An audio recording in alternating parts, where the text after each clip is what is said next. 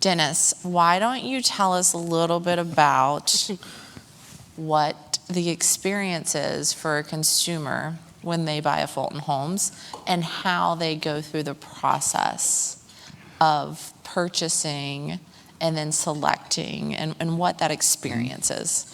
So first of all, I love designers. Kelly did a great job in presenting all this stuff. But one thing she kind of forgets is, how do you put this 15 pounds of flour in a 10-pound bag, you know? And I'm going, wow, you can't possibly carry all the stuff that she's talking about, right?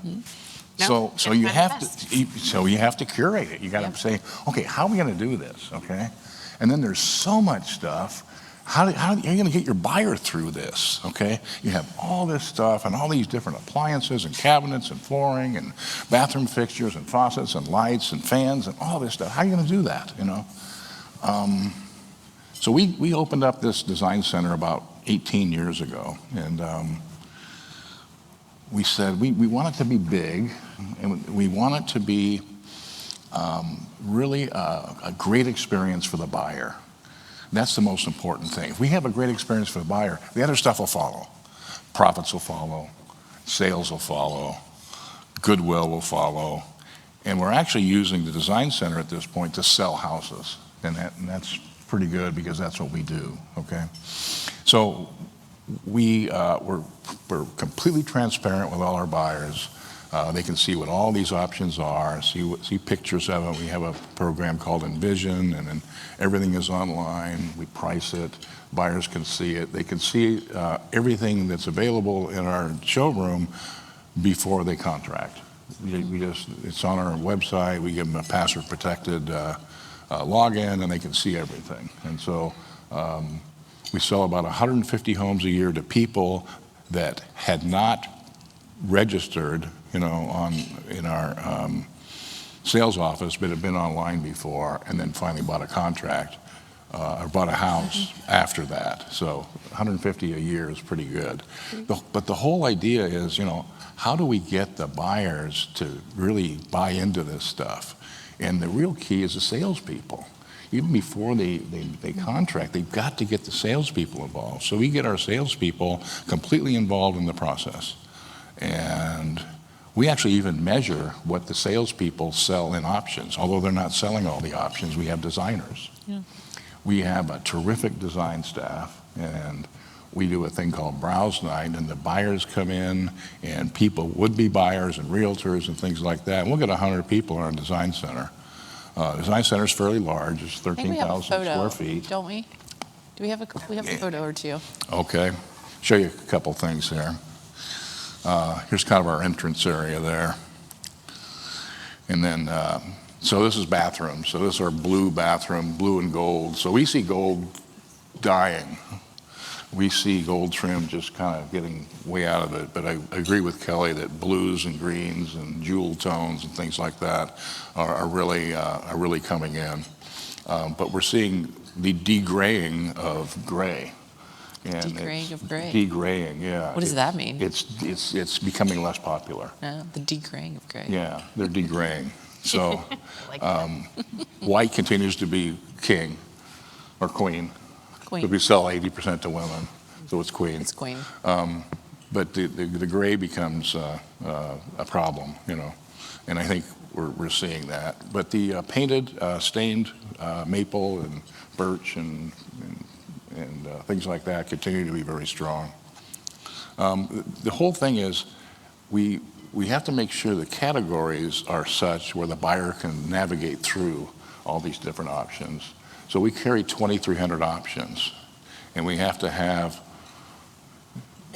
categories, subcategories, and sub-subcategories. And many builders make the mistake of not organizing their options clearly so the buyer can't see where they are.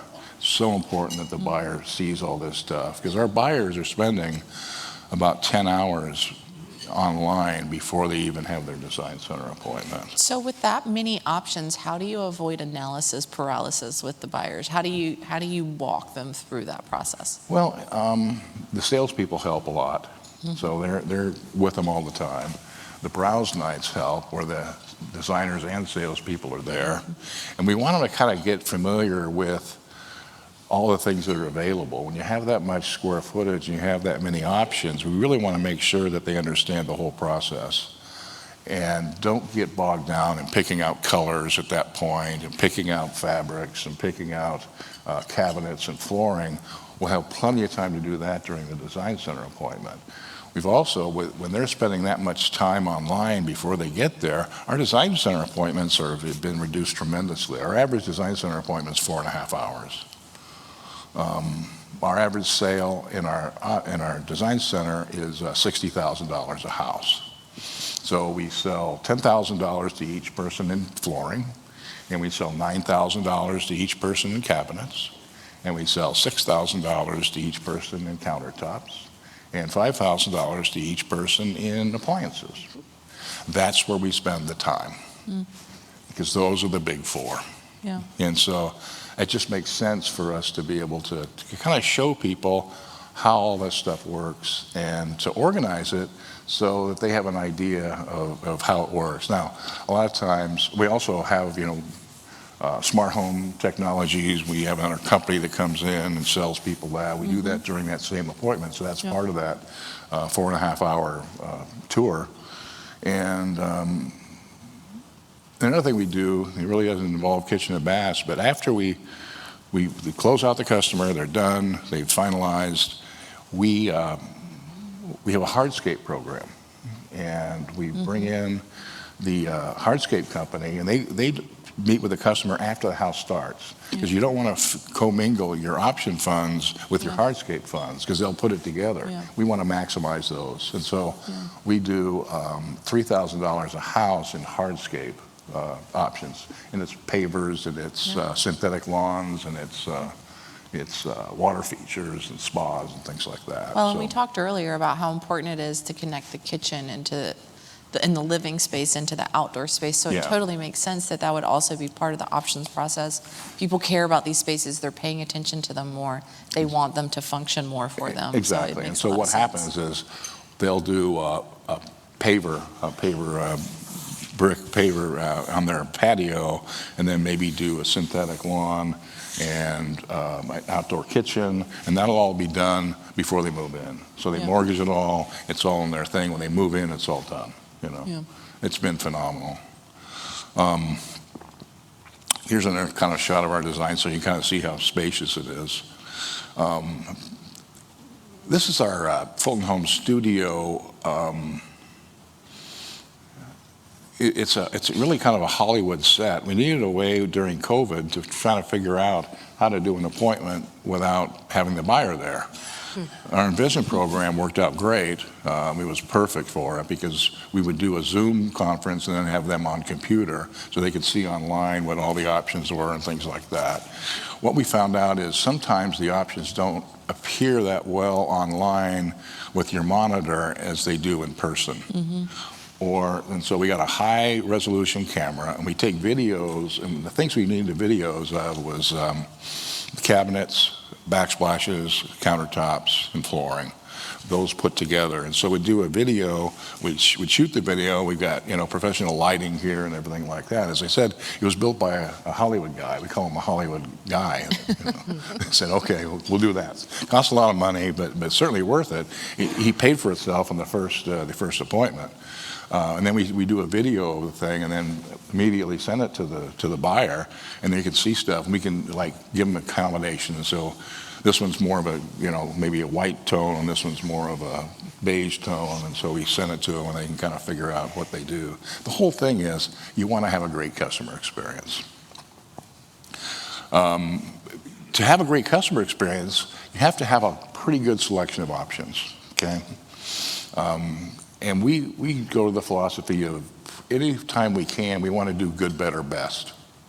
So this is door hardware, and it sounds, door hardware, it's not a big deal. It adds up. All these things add up. So we carry Baldwin on the high end and Quickset on the lower, the medium end, good, better, and then best is Baldwin. And we kind of try to do that in every category. And what happens is we look at it as a retail operation. And so Retail stores have good, better, best, and you have price points and things like that. Builders make the mistake sometimes of only carrying one price point, and there's no place to go. You can't really, can't really move them up because there's nothing there. So, like in appliances, we carry GE, so that's good and better. And then we carry Monogram, and that's best. And then we carry Bertazzoni, which is a high-end Italian line, and then we carry Will Sub-Zero, which is high-end stuff. So we kind of say, hey, this is the way to go, and try to take that whole merchandising approach and give it to our buyers, and so they can understand exactly what's happening. And so when you're building the curation of all of these items, how do you work with so many vendors? How do you create those relationships? Can you talk a little bit on the back end? Like, we're talking a lot about the consumer part, but that's a lot of relationships to manage. How does that process work? So we kind of do it in a couple ways. Our purchasing department kind of takes care of the stuff that isn't design center facing, so more of the background stuff. But if the buyer is seeing it and it's in our design center, then we want to have control of it. So I work with we have a fabulous design center manager with great taste, and we kind of talk about what things we need. We use a retail open to buy system, so we can't get too screwed up on pricing and groups and everything like that. We want to have a balance. So you want a balance of color, you want a balance of price and things like that. We analyze everything. And so all that, and then we meet, we go to all the shows, and we meet with the manufacturers, and we say, okay, a few years ago we met with Shaw, and Shaw had not been in the tile business, and tile was pretty popular. You probably read, and hard surfaces were great, and we said to Shaw, hey, why don't you guys, now plank tile is becoming really popular. It's like 6 years ago. And we said, do a medium price plank tile, but it's got to be 22 inches by 7 inches because the labor costs break there. And we can put it at a certain price just because of the labor costs. And Shaw goes, okay, we'll try that. And we did the same thing with Emser. And we told them to, okay, let's get a comparable thing. So Shaw came back, and they had this great product, and it was super. And it was called Ventura, and it's a 7 by 22 plank tile. We put it in the store, and we sold the first year, one SKU, we sold $1 million worth of one tile, because they went to the effort of bringing a new thing that we asked for, and now they're selling it tremendously. We're still selling $1 million worth of it, 5 years later. 5 colors, one SKU. To give you an idea how big that is, that one tile is larger than our entire carpeting upgrades for the whole design center. So things like that. We really work with the vendors to try to make sure. And we have good relationships, so the vendors like us. But that's a great example of a true partnership. No question. You identified a need, they met it, it's selling. Right. So countertops, which is our $6 million solution here. A lot of times when you have countertops, you got these little pieces this big, and you can't tell what it looks like, particularly if you have a granite with an exploded pattern. Yeah. So we take there's about 50 large slabs there, and these are 48 inches. And we take this space there in our design center and say, okay, let's see what the thing looks like. And so we have 12 working kitchens in there, and they all have, granite. I thought it was that. I knew it was 10 or 12. You got a lot of kitchens in 12 there. kitchens, yeah. And so we kind of like kitchens. And then we show this so the buyer can really see a ton of merchandise and large pieces of it.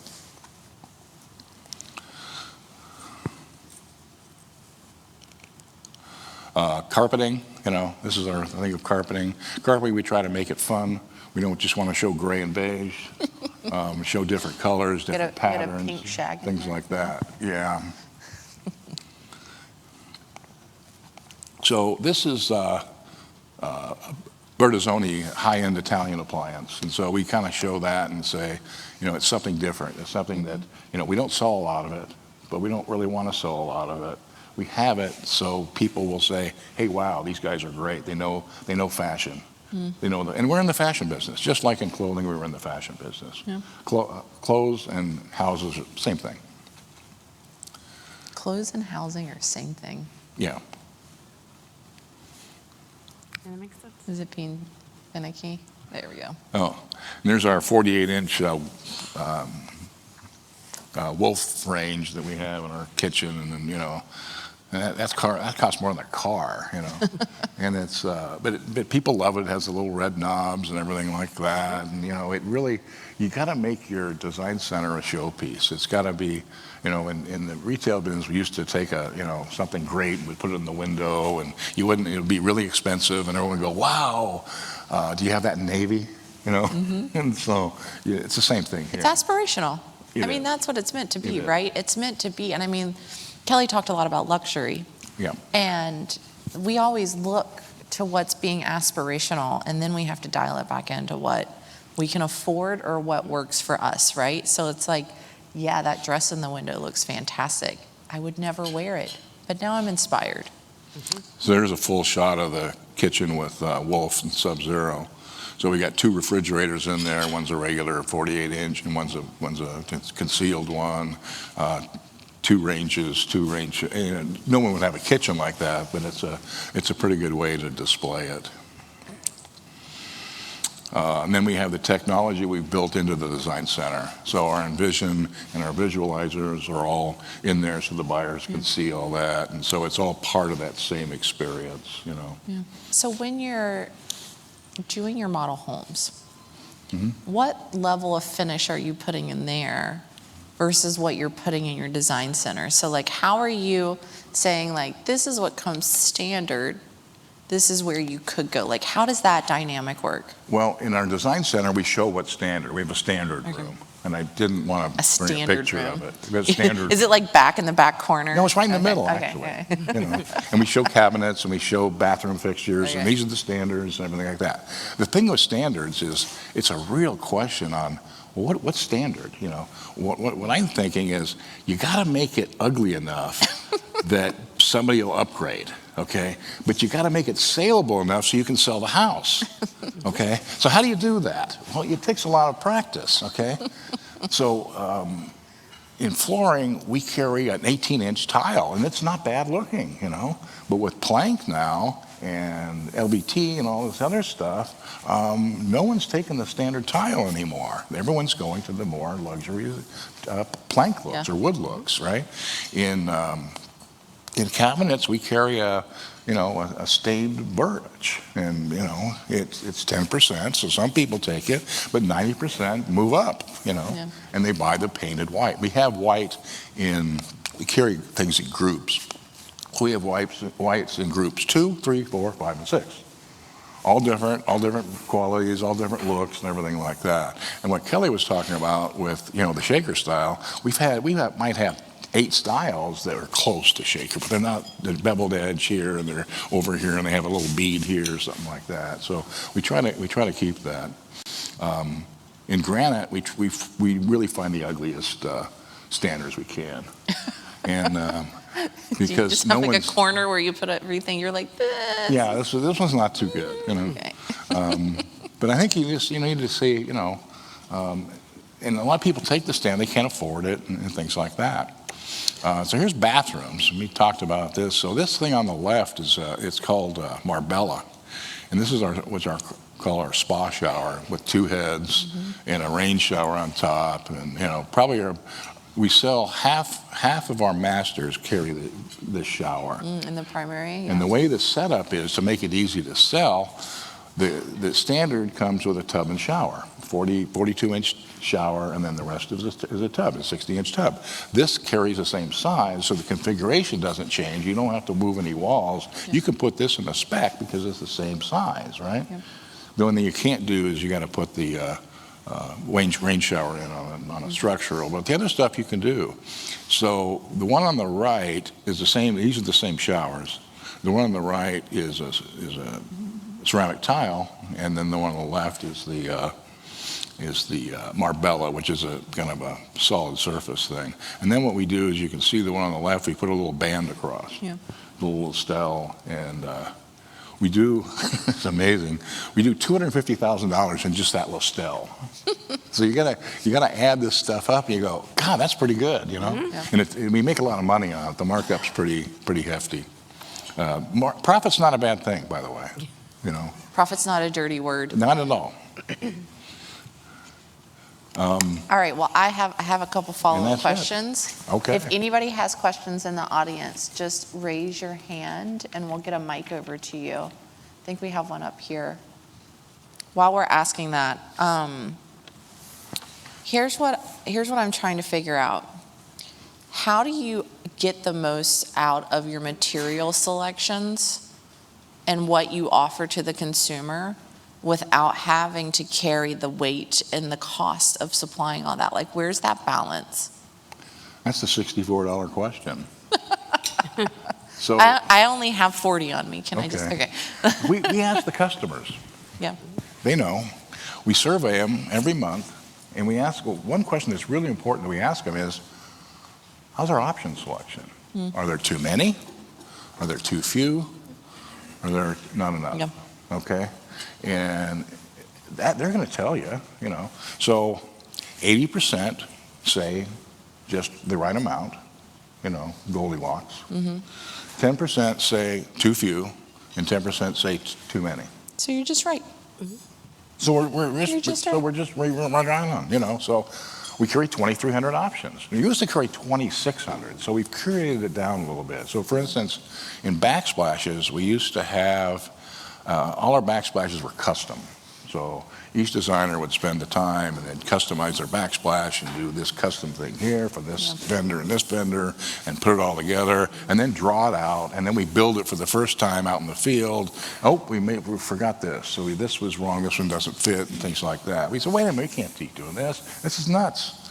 So we said, let's do program, and let's have about, you know, 30 in group 1 and 20 in group 2 and 10 in group 3, and have about 50 options, and have the buyers select, and they can see it in Envision, and they can kind of select like that. We did the same thing in showers.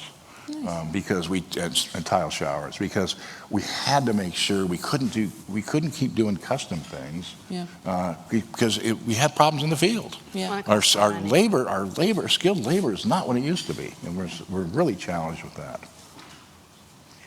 So that's the answer. Thank you, Dennis. I think we had one question up here at the front table. Yes, thank you. A couple of questions. I think you mentioned when you have your virtual design selection meetings that the primary goal is to explain the process. Would you mind elucidating on that a little bit? And I've got a couple more if I could ask as well. Thank you. Talk a little bit more about the virtual design experience and what that looks like online. Is that what we're? Yeah. Okay, so we have the whole experience really starts with a salesperson.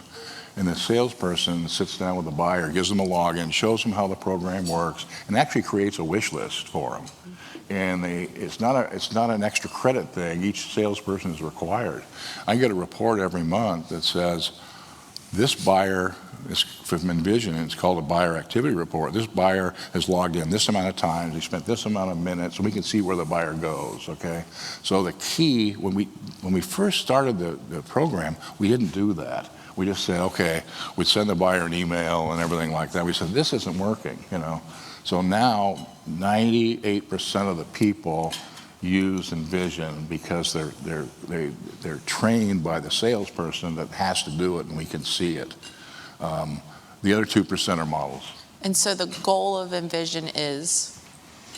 To prepare the buyer so they have an idea of what is in the design center and can budget and can see stuff that's completely And they can prioritize available. What they prefer. And have a wish list and send the wish list to their shortening friends. that design center appointment. And I think it also goes back to your team, is being able to take the information that they're getting from the Envision reports. I work with Envision, so I can speak to it.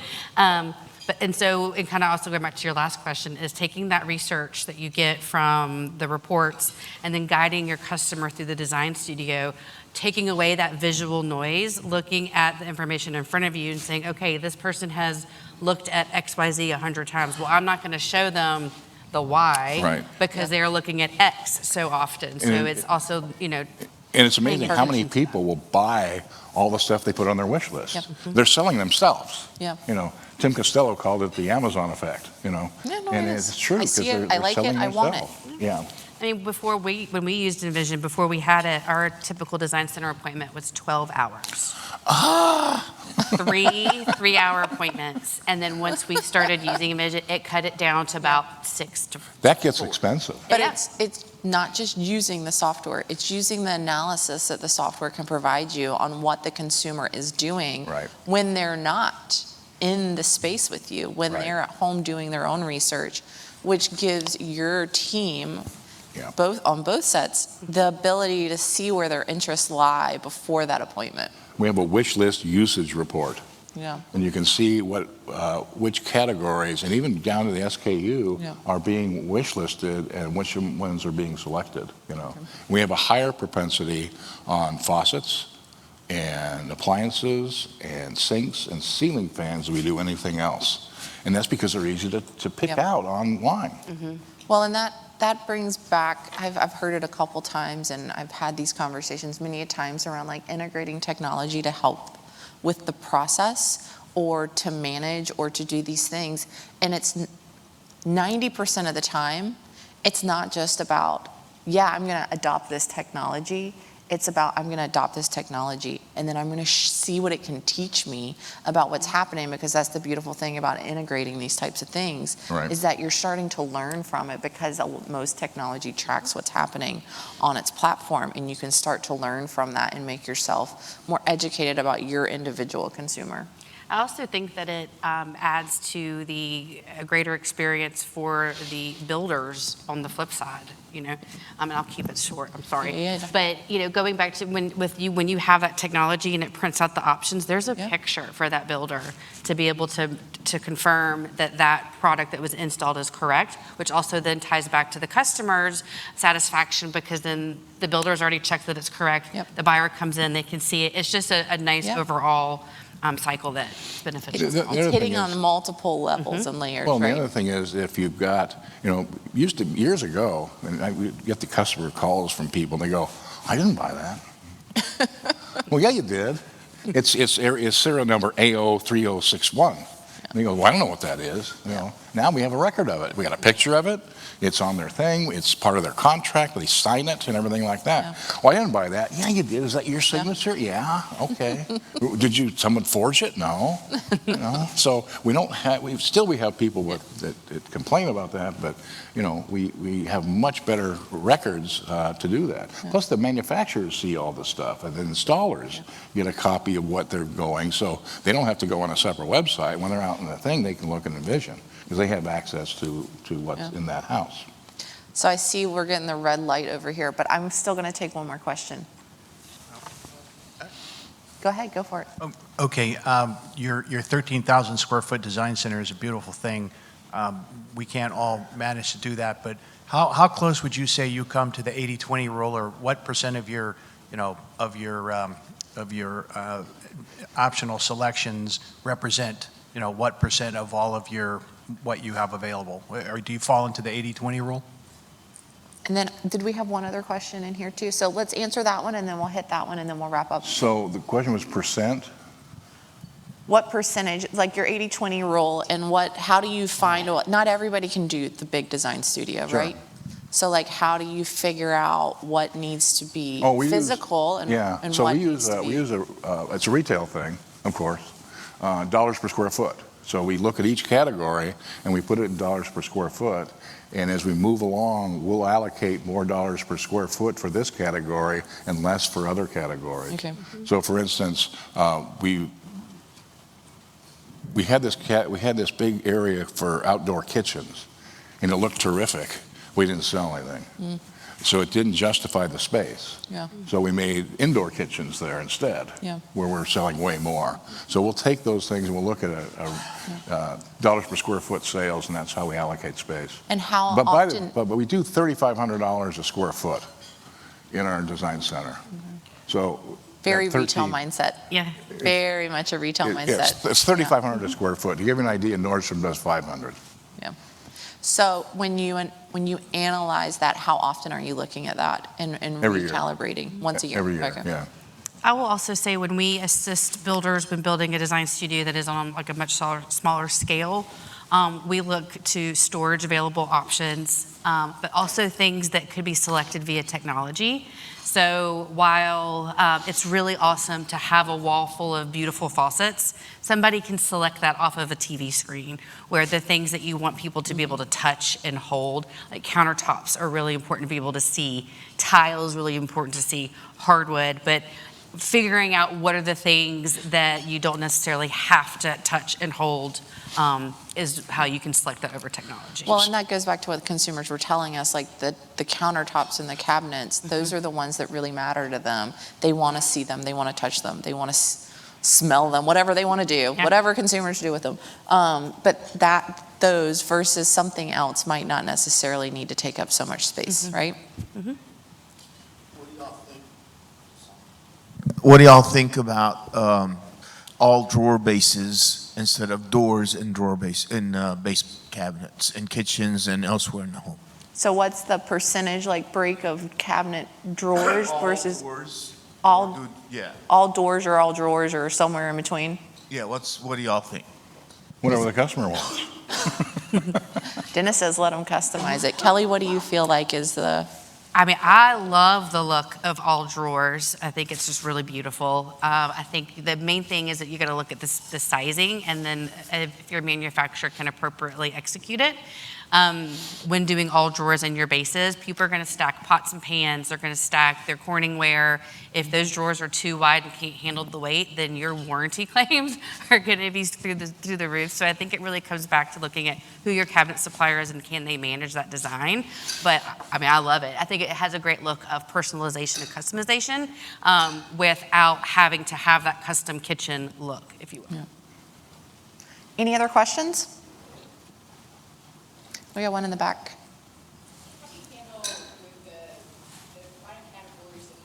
Can we get the mic? Sorry, I broke the rules. If we have questions, I want to answer them.